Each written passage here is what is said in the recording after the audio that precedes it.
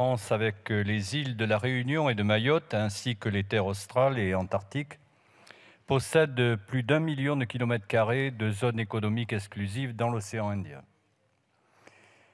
Elle y est également présente militairement avec ses bases à La Réunion et à Djibouti, ainsi qu'à travers les nombreux accords de défense qui la lient avec les États insulaires de la région. Le programme MAZ, qui est le seul programme de la région à couvrir l'ensemble des aspects de la sûreté et de la sécurité maritime, contrairement à d'autres programmes plus spécialisés. Il est financé à hauteur de 42 millions d'euros dans le cadre du Fonds européen de développement pour 2013 à 2022. La particularité de ce programme est d'assurer la sécurité maritime via l'échange d'informations et la coordination d'opérations en mer et surtout de chercher à rendre les États riverains à terme autonomes par rapport aux moyens et aux capacités européennes pour qu'ils prennent en main eux-mêmes leur propre sécurité. Les 2 accords à ratifier ne sont qu'une des 5 composantes de ce programme MAZ, qui est beaucoup plus large et comporte par ailleurs la participation d'autres pays non membres de ces accords, notamment les États continentaux africains. L'accord sur l'échange d'informations a pour objectif d'assurer une meilleure connaissance des informations de la situation du trafic maritime et d'assurer plus efficacement la lutte contre les différents types de menaces. Il s'appuie sur le centre de fusion des informations maritimes situé à Madagascar et qui a pour objet de fusionner toutes les informations et données de géolocalisation des navires sur une seule interface.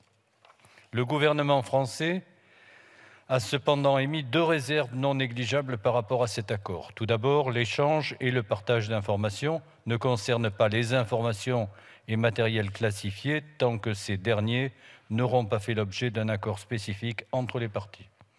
Ensuite, le partage d'informations ne pourra servir à des fins de coopération judiciaire en matière pénale qui doit faire là aussi l'objet d'un accord spécifique entre les parties. L'accord sur la coordination des opérations vise, lui, à lutter contre la piraterie maritime, les trafics d'armes et de stupéfiants, mais aussi à travers la mise en œuvre d'opérations de recherche et de sauvetage en mer, ainsi que de protection de l'environnement marin.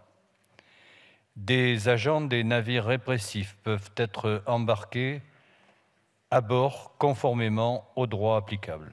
Ces opérations de coordination des opérations en mer s'appuient sur le Centre régional de coordination des opérations basé aux Seychelles. Cet accord va permettre un certain nombre d'opérations de coordination et nécessitera de nombreuses dispositions d'adaptation du droit national interne. Le gouvernement français a également émis sur cet accord plusieurs réserves.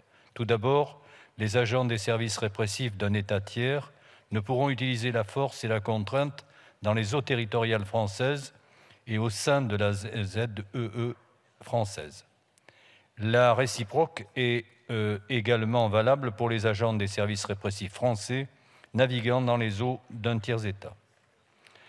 Enfin, le partage d'informations dans le cadre de la coopération judiciaire ne pourra servir d'appui à des mesures judiciaires qui pourraient être prises en matière pénale.